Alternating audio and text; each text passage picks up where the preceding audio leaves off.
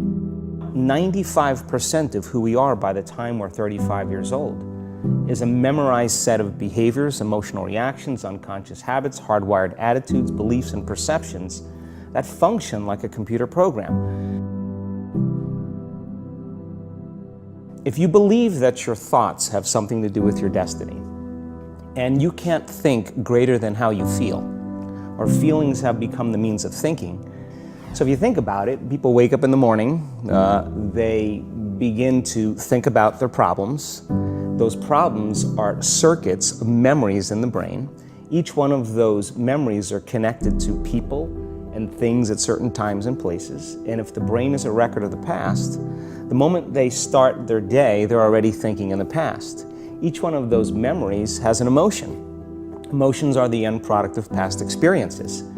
So the moment they recall those memories of their problems, they all of a sudden feel unhappy, they feel sad, they feel pain. Now, how you think and how you feel creates your state of being. So the person's entire state of being when they start their day is in the past. So what does that mean? The familiar past will sooner or later be predictable future. So if you believe that your thoughts have something to do with your destiny, and you can't think greater than how you feel, or feelings have become the means of thinking, by very definition of emotions, you're thinking in the past. And for the most part, you're going to keep creating the same life.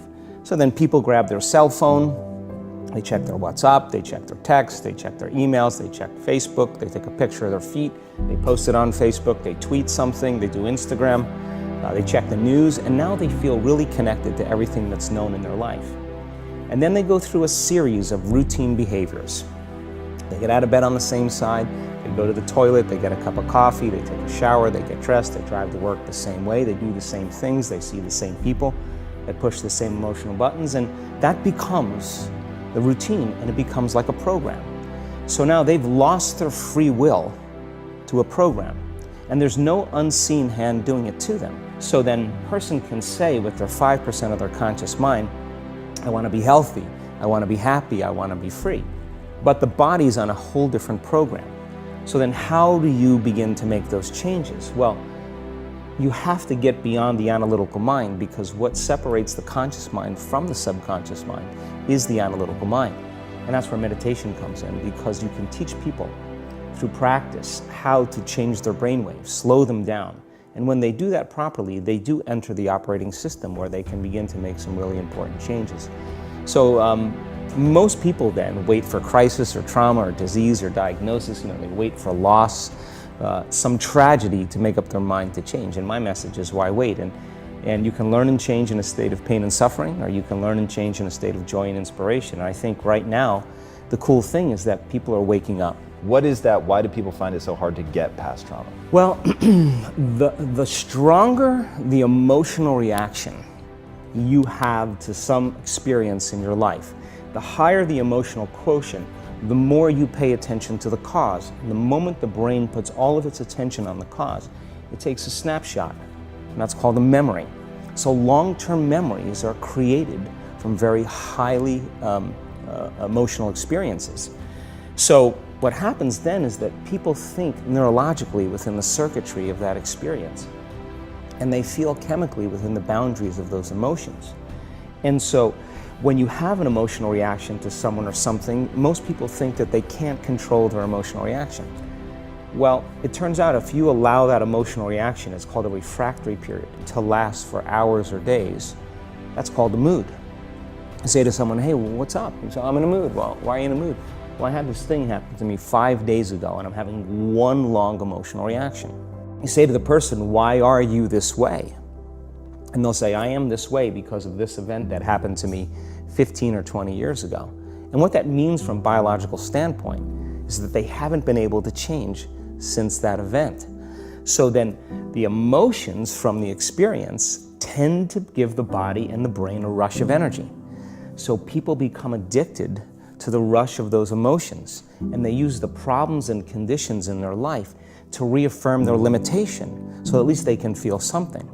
So now when it comes time to change, you say to the person, why are you this way? Well, every time they recall the event, they're producing the same chemistry in their brain and body as if the event is occurring, firing and wiring the same circuits. and sending the same emotional signature to the body. Well, what's the relevance behind that? Well, your body is the unconscious mind. It doesn't know the difference between the experience that's creating the emotion and the emotion that you're creating by thought alone. So the body's believing. It's living in the same past experience 24 hours a day, 7 days a week, 365 days a year. And so then when those emotions influence certain thoughts, and they do, and then those thoughts create the same emotions, and those same emotions influence the same thoughts, now the entire person's state of being is in the past. The hardest part about change is not making the same choices you did the day before, period. And the moment you decide to make a different choice, get ready, because it's going to feel uncomfortable. It's going to feel unfamiliar. Why does it feel so uncomfortable? Is it because of the neurons that fire together wire together, so there's like an easiness to that loop, just because literally, and you've talked very eloquently about this, the way that the neurons connect in the brain, how rapidly, I've seen you show footage of how rapidly those connections happen, which is pretty incredible. Is that what makes it so discomforting for people? I think that the bigger thing is that we keep firing and wiring those circuits. They become more hardwired. So you have a thought and then the program runs. But it's the emotion that follows the thought. If you have a fearful thought, you're going to feel anxiety. The moment you feel anxiety, your brain's checking in with your body and saying, yeah, you're pretty anxious. So then you start thinking more corresponding thoughts equal to how you feel. Well, the redundancy of that cycle conditions the body to become the mind. Your body is your unconscious mind. In a sense, if you're sitting down and you start thinking about some future worst-case scenario that you're conjuring up in your mind, and you begin to feel the emotion of that event, your body doesn't know the difference between the event that's taking place in your world, outer world, and what you're creating by emotion or thought alone. So most people then, they're constantly reaffirming their emotional states. So when it comes time to give up that emotion, they can say, I really want to do it. But really the body is stronger than the mind because it's been conditioned that way.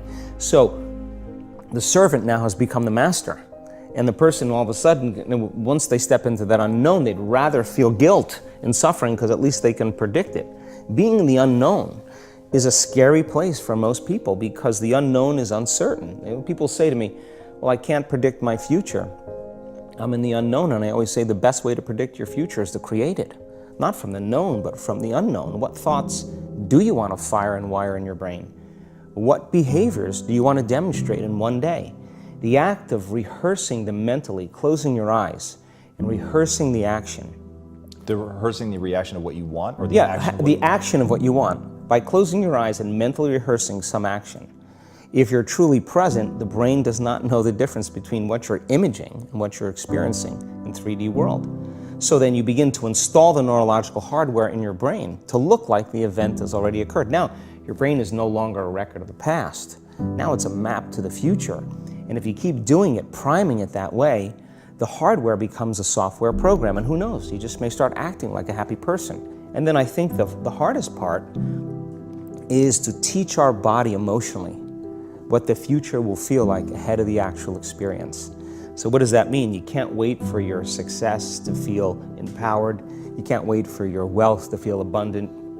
You can't wait for your new relationship to feel love, or your healing to feel whole. I mean, that's the old model of reality, of cause and effect, waiting for something outside of us to change how we feel inside of us. And when we feel better inside of us, we pay attention to whoever or whatever caused it. But what that means then is that from the Newtonian world is that most people spend their whole life living in lack, waiting for something to change out there.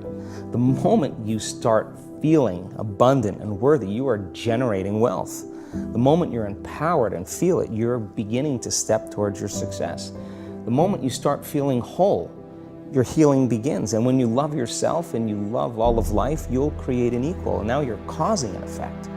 And I think that's the difference between living as a victim in your world, saying, I am this way because of this person or that thing or this experience. They made me think and feel this way. When you switch that around, you become a creator of your world, and you start saying, my thinking and my feeling is changing an outcome in my life. And now that's a whole different game, and we start believing more that we're creators of reality. much. If you're not being defined by a vision of the future, then you're left with the old memories of the past and you will be predictable in your life. And if you wake up in the morning and you're not being defined by a vision of the future, as you see the same people and you go to the same places and you do the exact same thing at the exact same time, it's no longer that your personality is creating your personal reality. Now your personal reality is affecting or creating your personality.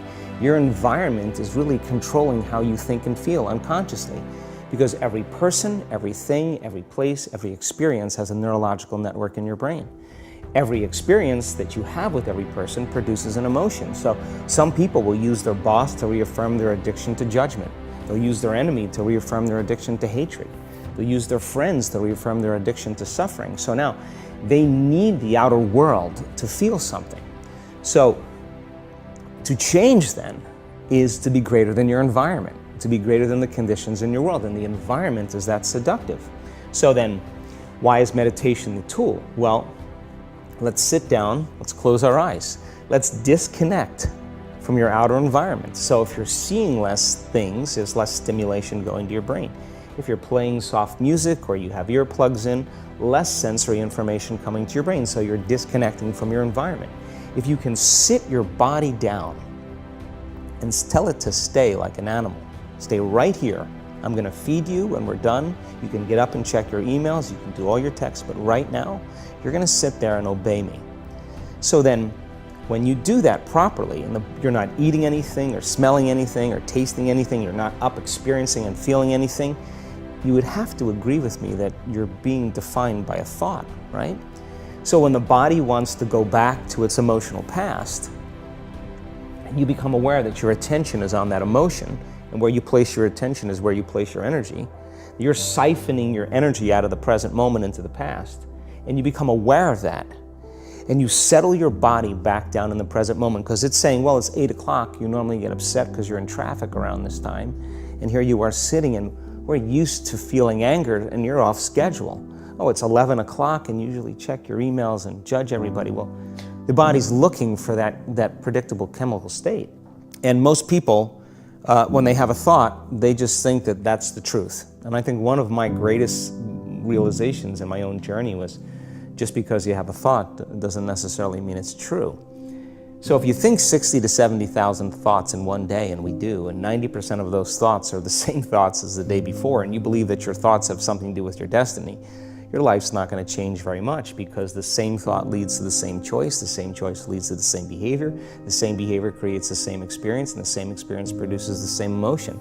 And so then the act of becoming conscious of this process to begin to become more aware of how you think, how you act, and how you feel, it's called metacognition. And so then why is that important? Because the more conscious you become of those unconscious states of mind and body, the less likely you're going to go unconscious during the day. And that thought is not going to slip by your awareness unchecked, because it means to know thyself. The word meditation means to become familiar with. It's so important, just like a garden. If you're planting a garden, you got to get rid of the weeds. You got to take the plants from the past year and you got to pull them out. The rocks that sift to the top that are like our emotional blocks, they have to be removed. The soil has to be tenderized and broken down. We have to make room to plant a new garden. So primarily, we learn the most about ourselves and others when we're uncomfortable. Because the moment you move into that uncomfortable state, normally a program jumps in. When that program jumps in, it's because the person doesn't want to be in the present moment and engage it consciously. And then my final question, what's the impact that you want to have on the world? I think that the end game for me is to empower people to such a degree that they realize that they need less things outside of them to make them happy, less things outside of them to regulate their moods and their behaviors, and that they begin to use that kind of the power that we all have access to, and to really and to change the world, to make a difference so that there's more peace, there's more wholeness, there's more connection, that we support and love each other, we serve better. And I think that we have to start, for the most part, if everybody's working on themselves and doing their best to present the greatest ideal of themselves to the world, I think the world will be a better place. And so that's my passion, and I'm witnessing it happening now more than I ever thought I would.